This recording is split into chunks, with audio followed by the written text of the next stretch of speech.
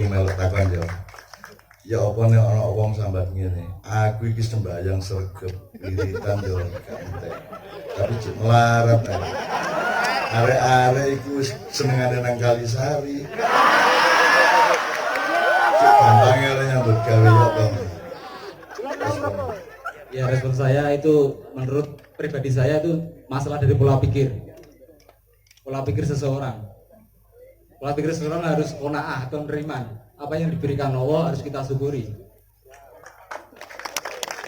Atau kalau ini, oleh tagak kon sembahyang tujuannya cek sugih.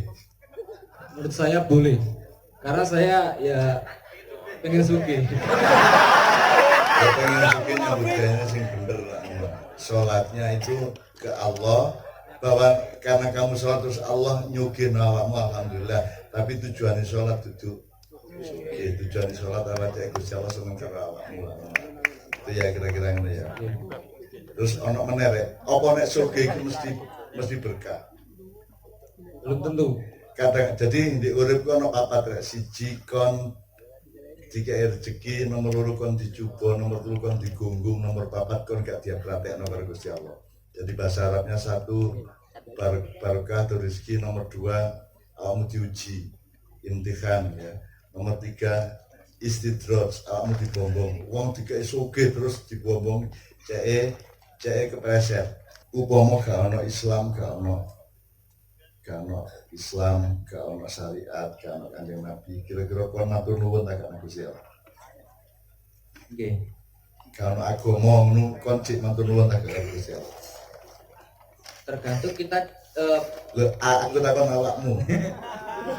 Upama gak ono agama, gak ono Islam, gak ono Kanjeng Nabi, awakmu kira-kira matur nuwun tak gak nang wong tuamu. Nang wong tuamu nang Gusti Allah karo sing berjasa nang awakmu. Awak matur nuwun tak gak? buatan. Kok gak? Lha lakon kan duwe utek ta, kan duwe ati ta. Dadi menungsa iku iso tak gak matur nuwun kanggo agama tak nganggo atine tok. Mergo dhek atine dhek duwe ati, dhek ya matur nuwun. Nek dadi janjane agama iku janjane nek menungsane bener dadi menungsa temen iso gak perlu kecuali ibadah Allah saja. Asline mergo menungsane taek kabeh akhir dikai agama. Agak ngawur nang ngono ya. Agak gatel aja nih menungsa ini.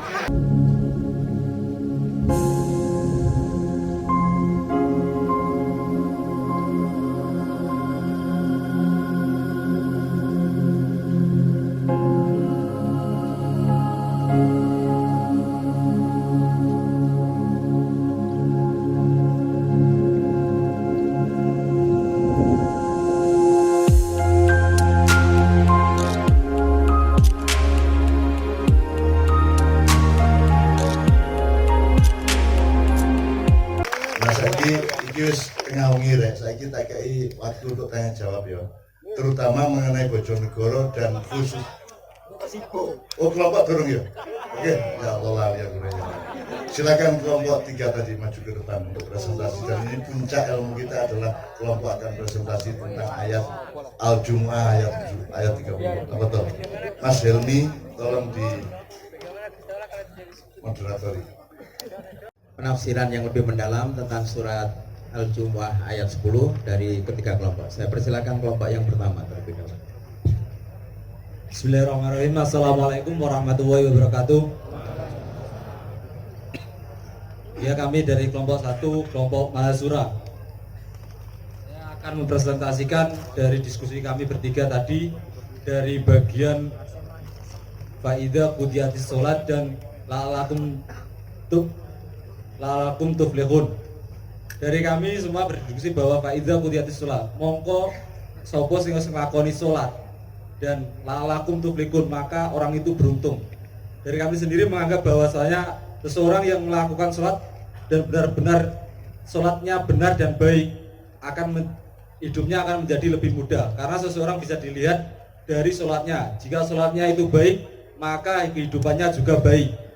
Dan yang kedua, kelompok kami menafsirkan dari bagian fantasiru fil ard yang artinya mongko nyebarno ing donya, nyebaro ing fil ardi ing dalam bumi.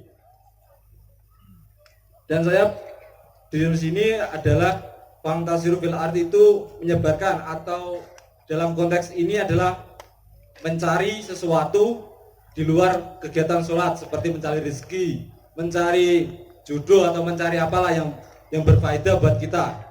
Karena kalau tidak salah surat ini diturunkan waktu Kanjeng Nabi khutbah Jumat, dan ketika khutbah Jumat itu ada segerombolan pedagang dan jamaahnya keluar, dan tinggal 12 orang kalau nggak salah itu, maka diturunkan surat ayat ini.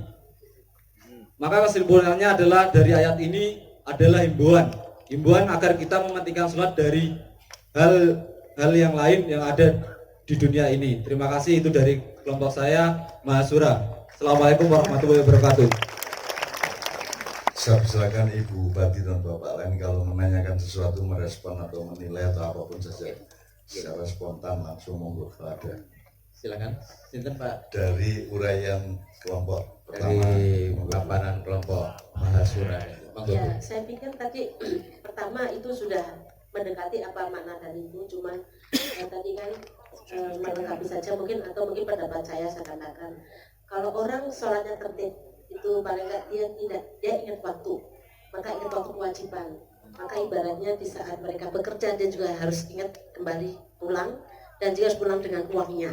Kemudian kalau orang kerjanya sholat tertib, mungkin dia juga akan disiplin karena berdoa dan saya sudah waktunya sholat, kemudian mereka langsung melaksanakan tugasnya.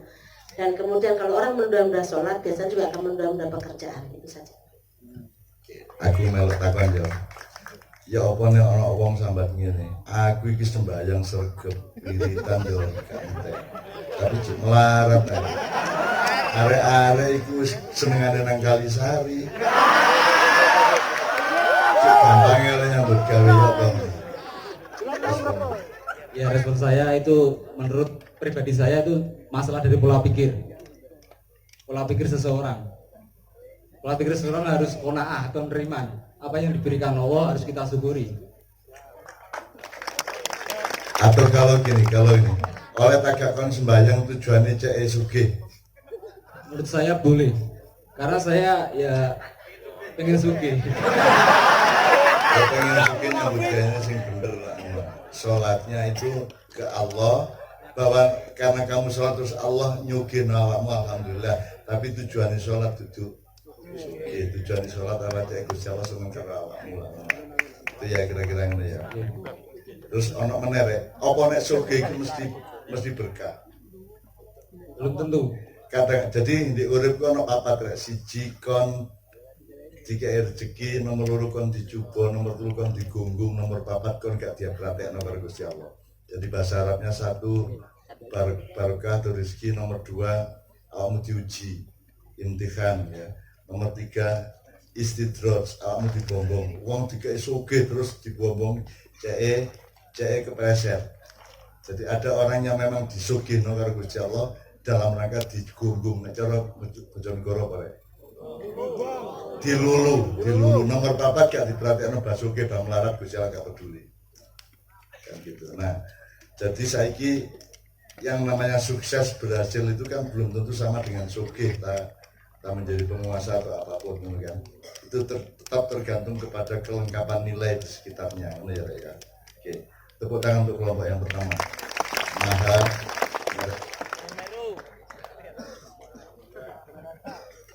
Bismillahirrahmanirrahim. Assalamualaikum warahmatullahi wabarakatuh. Kami dari kelompok 2 dengan nama Wong Samin. Menurut kami tafsir dari faedah Qutiyatus Sholat wa'alakum tuflihun, yaitu apabila kita telah menunaikan sholat maka kita akan beruntung. Menurut kami definisinya ialah sholat itu kurang lebih seperti berkah, atau kalau di kehidupan kita itu seperti berkah. Kita sudah diberi, kita sudah dikasih, kita sudah diberi hidup, kita sudah bernafas. Kita apa sih kewajiban kita kepada yang telah memberi kita? Imbal baliknya apa sih kepada apa yang telah memberi kita, itu imbal baliknya seperti apa? Kemudian ketika kita telah membalikan kewajiban kita atau yang telah memberi kita kepada yang memberi kita itu, entah itu kembali lagi ke kita itu sebuah keuntungan ataupun apapun, itu kan sudah kehendak lagi kepada yang memberi. Ibaratnya seperti itu. Ibarat seperti kita sudah diberi hidup, kita sudah diberi bernafas sampai saat ini, mulai dari kecil dan sampai sekarang itu kita itu sudah sebuah berkah atau sudah karunia yang telah dikasih kita. Otomatis apa sih baliknya kita kepada yang telah memberi kita, yaitu ya dengan sholat itu tadi. Sholat itu tadi itu pun definisinya juga banyak. Sholat itu suatu kewajiban yang memang kita secara muslim, definisinya memang kita itu kewajiban kita, kita sebagai muslim kepada sang pencipta, yaitu Allah Subhanahu wa taala. Sama halnya kita berbakti kepada orang tua, itu juga sebuah ibadah atau sholat kita kepada Gusti Allah. Karena orang tua kita melahirkan kita, membesarkan kita hingga seperti ini, itu juga sebuah berkah. Otomatis sholat kita atau kewajiban kita kepada orang tua itu apa ya? Berbakti dan mentaati. Otomatis hasilnya apa ya? Kita jadi seperti ini. Karena orang tua mana sih yang tidak suka anaknya sukses? Orang tua mana sih yang nggak mau anaknya berhasil dan sebagainya? Otomatis ketika orang tua kita berbakti kepada mereka, otomatis imbalannya ya baik ke kita, seperti itu. Kemudian untuk yang kedua tentang wabtagu min fadlillah, kemudian carilah ke karunia Allah, seperti itu. Carilah karunia Allah itu ya, kita sebenarnya nggak perlu mencari karena kita sudah ada di sekeliling kita sudah mengalaminya, sudah diberi karunia.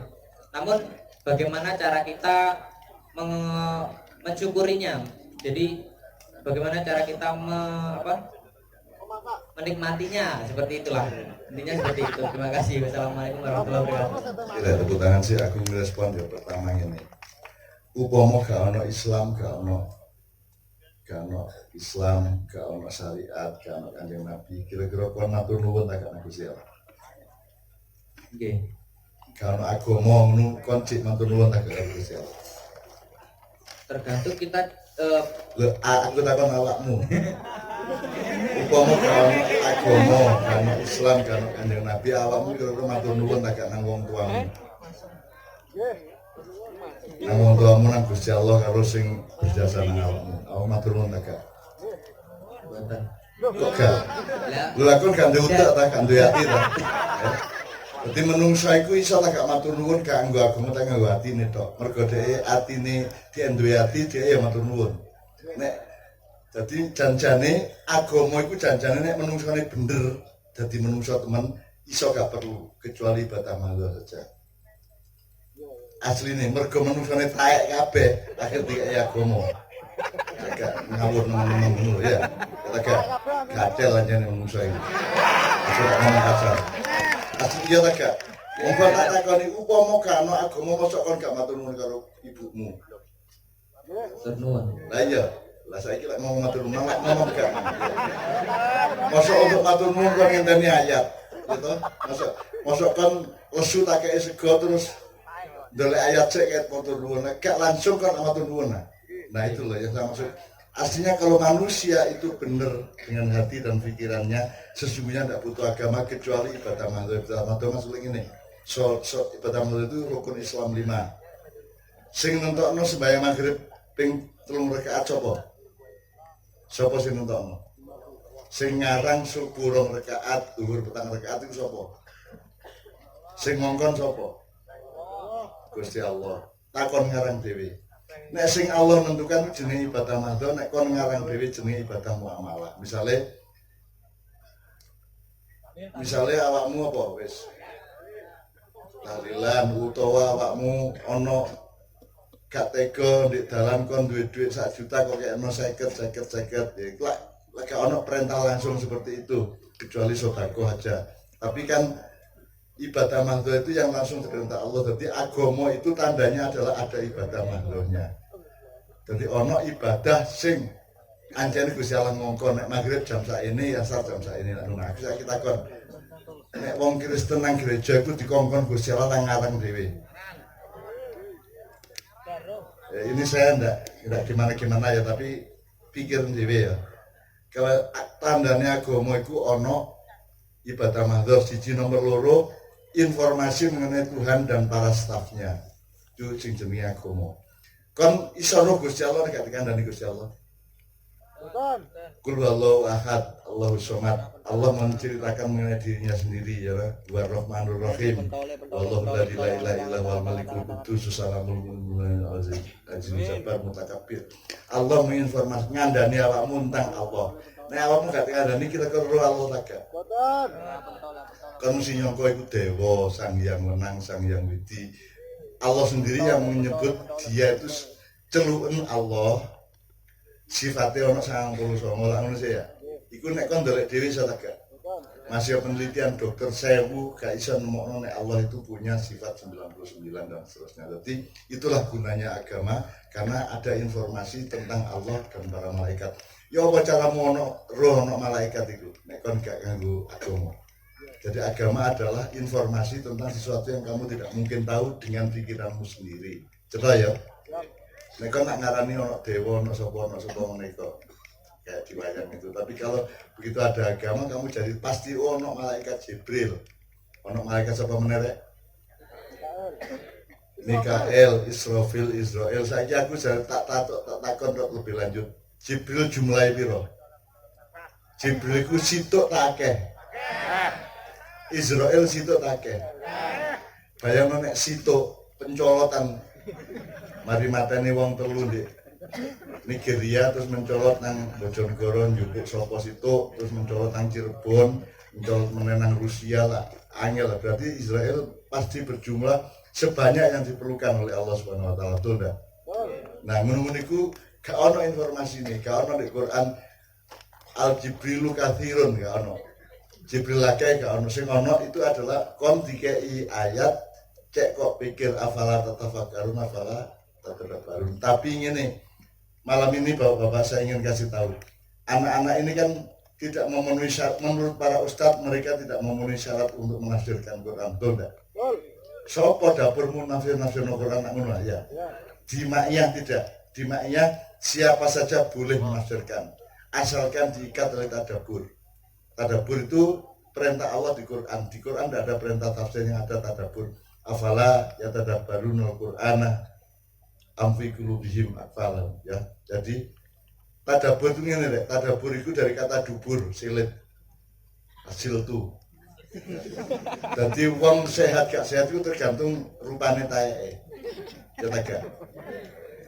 Mobil sehat gak sehat tergantung sing metu teko knalpote ya tak gak. Nek mesine gak tepak knalpote ngesos putih-putih ngerusak lingkungan hidup ya tak gak.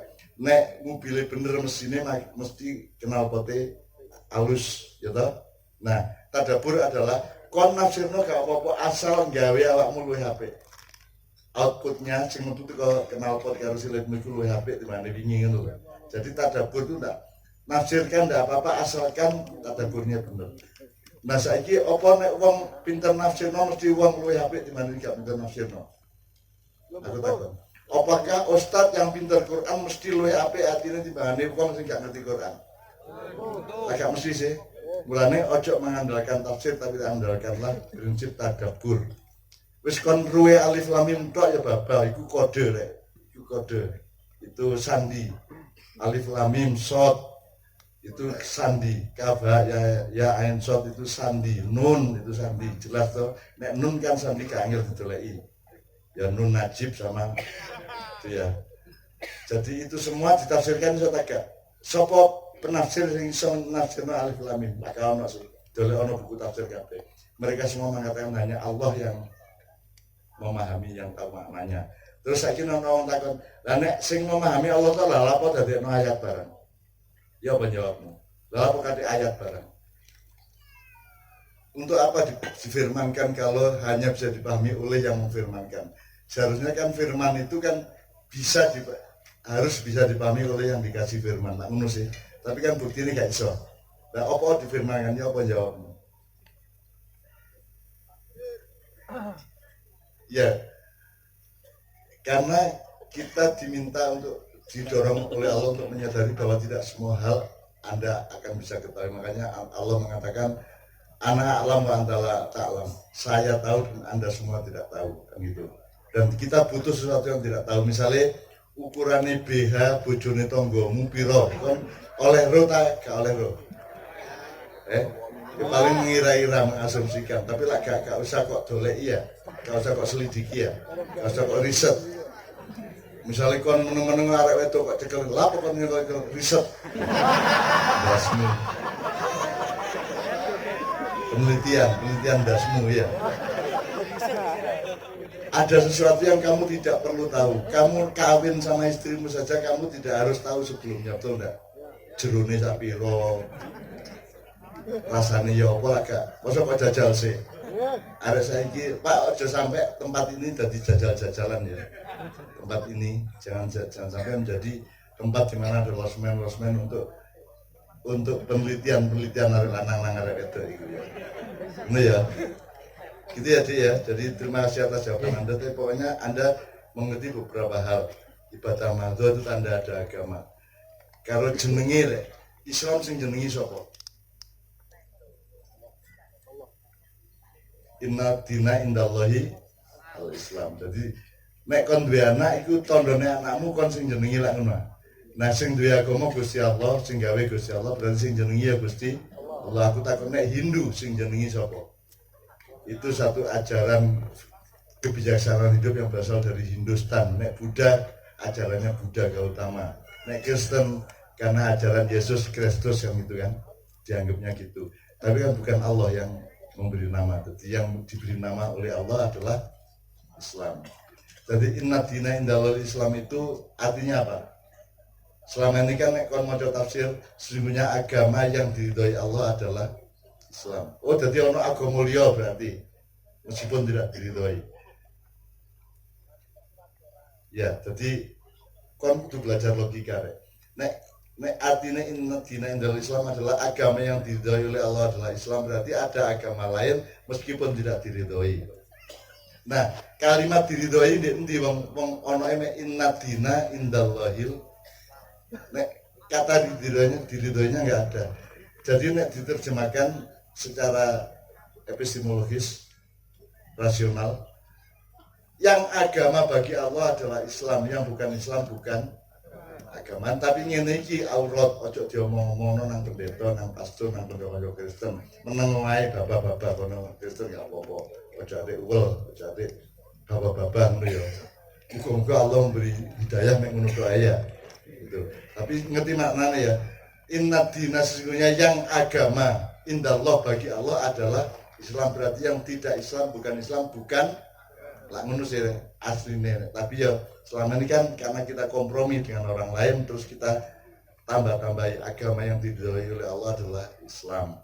Yang selain Islam tidak diridhoi kan gitu. Berarti ada agama lain. Padahal mungkin ada Allah piro jumlahnya. Berarti Allah memberi ajaran piro macamnya. Satu toh. Jadi yang menciptakan agama itu siapa? Nabi tak Allah. Karena Allah menciptakan agama kira-kira piro jumlahnya. Masa Allah gaya agama sholat ciake yang kira enak situ, ya toh. Jadi Allah menciptakan satu agama karena itu adalah jalan untuk mencapai Dia kembali bagi para makhluknya. Sehingga agama ya hanya satu aslinya. Tapi ojo ngomong-ngomong, ojo dipamer-pamer, ojo diperdebatkan dengan siapa-siapa, itu aurat. Kita sebagai bangsa Indonesia mari jaga kerukunan dengan tidak mengucapkan hal-hal yang orang lain tidak siap ngono ya. Aku lo jane misalnya ana arek wedok ndelok arek lanang. Dek arek wedok njero ngomong arek iku rada kepesek irunge misalnya ngono ya. Kok ngono agak? Mbak, dia ngono agak.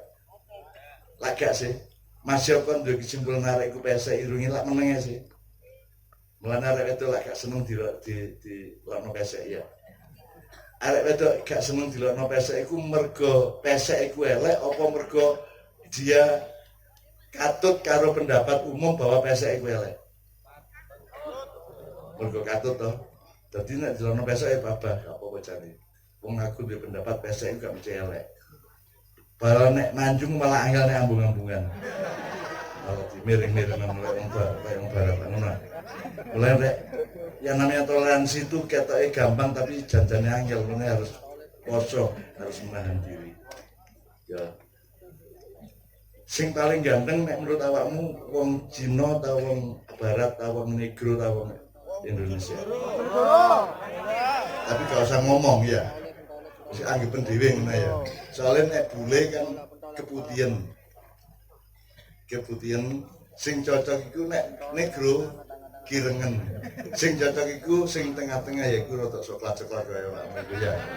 Tapi aja ngomong ngono nang bule karo wong negro lak ngono ya. Ojo diomongno, tidak semua harus diomongkan. Ada yang namanya aurat.